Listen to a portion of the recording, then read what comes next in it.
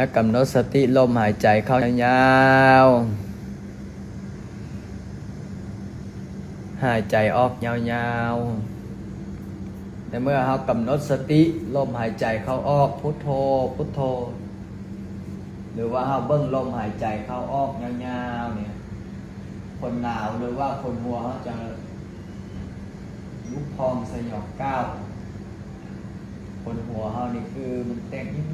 บเพราะว่าดึงสติมาอยู่กับเนื้อกับตัวดึงสติมาอยู่ที่ตัวดึงสติมาอยู่ที่ใจบ่ส่งจิตบ่ส่งใจออกนอกเพราะว่าการฝึกสติการนั่งสมาธิภาวนาเป็นบุญอันยิ่งใหญ่เป็นบุญอันมหาศาลเป็นเกราะกำบังได้ทุกสิ่งทุกอย่าง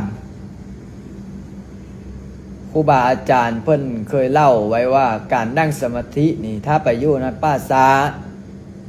อยู่บ่อนคนเขาเผาคนก็ดีอยู่บ่อนเขาจูดคนก็ดี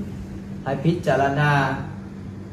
ว่าร่างกายของเรานี้ประกอบด้วยอาการ32ประการมีผมมีเล็บมีฟันมีหนังมีซีนกระดูกตับไตไส้พุงให้พิจารณาป้องกันความยานอาจารย์เคยได้ยินยาพ่อหนึ่งเพิ่นเล่าให้ฟังว่าตอนสมัยเพิ่นไปธุดงค์เพิ่นไปนั่งสมาธิอยู่ในป่าช้านี่นะตอนฟ้าบ่มืดนี่ก็ยังธรรมดาบ่ยานบ่ยานเนี่ยเพราะว่ามันเบิ่งซ้ายเบิ่งขวาไปเห็นพอตกตอนแรกมาเริ่มฟ้ามืดเทายาพ่อองค์นี้ก็เริ่มย่านผีแล้วแบบเป็นพระกับย่านผีคือกันได้เพราะว่าหากระบวชยาพ่อเพิ่นก็นั่งสมาธิแล้วบัดนี้ข้ามลงทีแรกเพิ่นก็ไหว้พระอรหังสัมมาสัมพุทโธภะคะวาไหว้ไปประมาณชั่วโมงนึงมดบดสิไหว้บัดนี้เอาตายบัดนี้หมาก็เริ่มหอนแล้วบัดนี้เพิ่นก็ว่าโอ้ตายบัดนี้มาอยู่กลางป่ากลางเขาอยู่ป่าส่งป่าสาผู้เดียวนี่ตายแท้ออกตนญาติโยมก็บ่มีเดี๋ยวซ้ายแลขวาก็บ่เห็นไผบัดนี้เพิ่นก็เริ่มแล้วบัดนี้ป้าพิจารณาความตายเลยคนเฮาเนาะเกิดมาเกิดแก่เจ็บตายเกิดแก่เจ็บตายอันนี้พอเกิดเพิ่นกับพิจารณาอันนี้นึกมาประมาณ12 โมงกลางคืนเนี่ยสุนัขหมาป้าหมาป้ามันก็ออกมาหากินกลางคืนนะบัดนี้เพิ่นก็นั่งสมาธิอยู่นะเพิ่นก็คิดในใจว่าโอ้แม่นล่ะบ่ผีมาล่ะบ่ว่าแคบเพิ่นก็ว่าโอ้ตายแท้ว่าซั่นกระบวช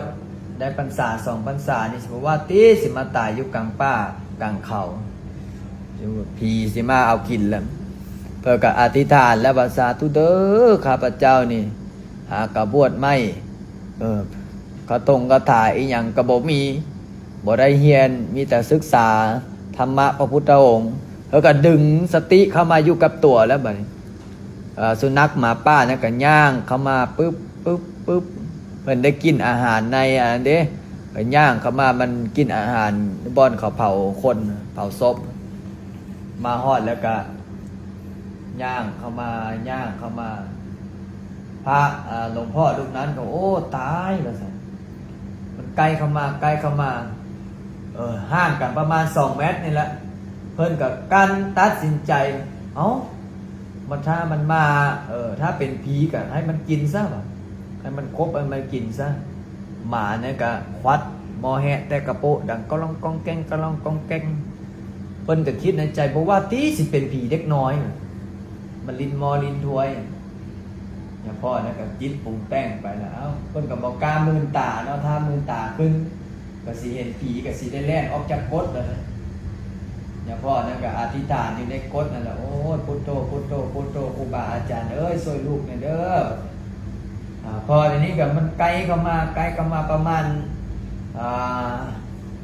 เม็ดนึงเลยล่ะเพิ่นก็อดบ่ไหวอย่าพ่อนี่ก็เลยมื่นตาขึ้นพอมื่นตาขึ้นหมามันก็ตกใจอย่าพ่อนี่ก็ตกใจว่าโอ้ย